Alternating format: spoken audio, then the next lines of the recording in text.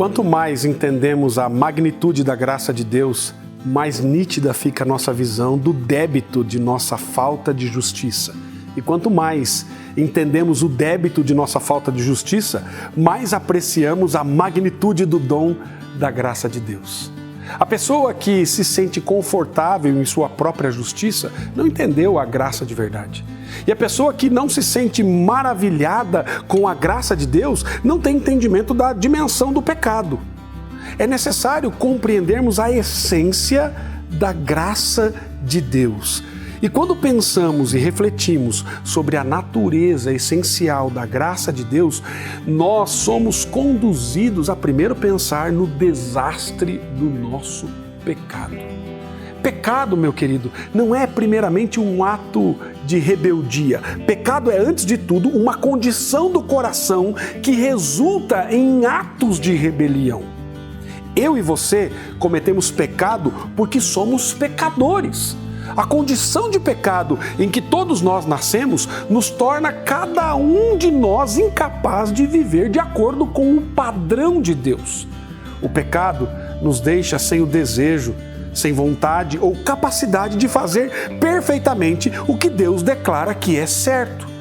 Quer seja uma situação de tentação e falha, ou um momento em que nos rebelamos e não nos importamos, o nível é o mesmo.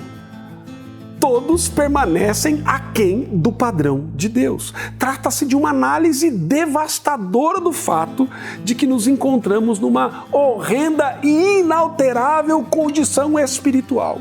Somos incapazes, somos todos culpados e não há nada que possamos fazer para nos livrar disso. Nenhum de nós é bom aos olhos de Deus e nenhum de nós pode satisfazer as exigências de Deus. Trata-se de uma inescapável e humilhante e triste realidade. Mas é maravilhoso saber que Deus não nos deixa nessa lamentável e desamparada e desesperançosa situação.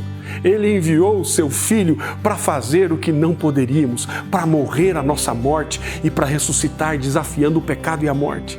Ele fez tudo isso para que pudéssemos descansar numa justiça que não é nossa. Uma justiça que satisfaz plenamente as exigências de Deus. Então, incapazes como somos, nós não ficamos sem esperança. Nós podemos estar diante de um Deus perfeitamente santo, mesmo sendo imperfeitos, fracos e falhos, e comparecemos diante dele sem medo algum. Sabe por quê, querido? Porque estamos sob a justiça de Jesus Cristo. Você não precisa esperar e orar para que um dia alcance esse padrão, porque Jesus já alcançou por você.